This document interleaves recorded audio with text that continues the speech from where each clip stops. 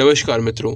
सालार की रिलीज से पहले ऐसा प्रतीत हो रहा था कि इसकी भी कहानी बाहुबली के जैसी होगी, क्योंकि सालार का ट्रेलर आने के बाद में जो इसकी कहानी सामने आई थी वो बाहुबली से मिलती जुलती थी।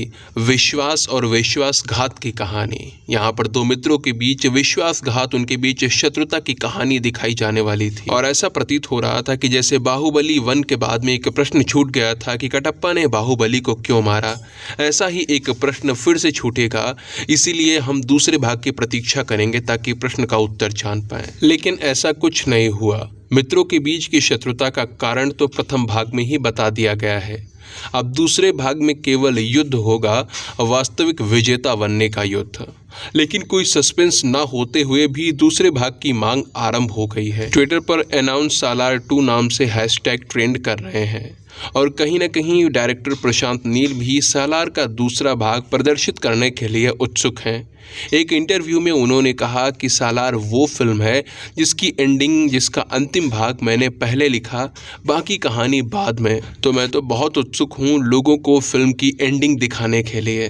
प्रशांत ने ये भी कहा कि लोगों का एक वर्ग ऐसा भी है जो सालार 1 को समझने में कठिन बता रहा है। उन्हें सालार के दूसरे भाग को देखना चाहिए। सालार 2 को देखकर वो समझ पाएंगे कि पहले भाग में जो भी दिखाया गया है वो क्यों और किस लिए। मित्रों, सालार 2 के लिए थोड़ा सा उत्सुक तो मैं भी हूँ।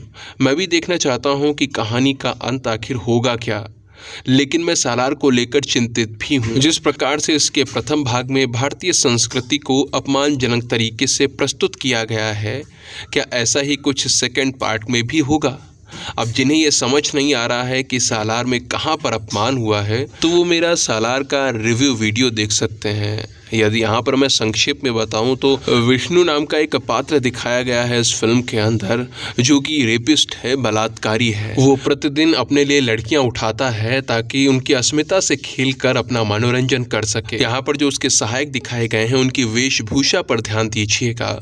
वो मस्तक पर त्रिपुंड लगाए हैं, रुद्राक्ष की मालाएं धारण किए हुए हैं, डमरू बजाकर लड़कियां उठाने के लिए लाते हैं, घसीट कर लाते हैं। अब उन बलात्कारियों को इस तरह से दिखाने के पीछे क्या उद्देश्य था, आप समझ सकते हो। हम आशा कर सकते हैं कि ऐसा कुछ फिर से ना देखने को मिले, पर निर्देशक की विचारधारा को बदला नहीं जा सकता। और अब तो धीरे धीरे प्रशांत नील की विचारधारा मेरे सामने स्पष्ट होती जा रही है। लेकिन सालार की एक गलती जो उसके दूसरे भाग में भी देखने को मिलेगी, यहाँ पर हम आशा भी नहीं कर सकते कि ये ठीक होगी, वो है कालिमा।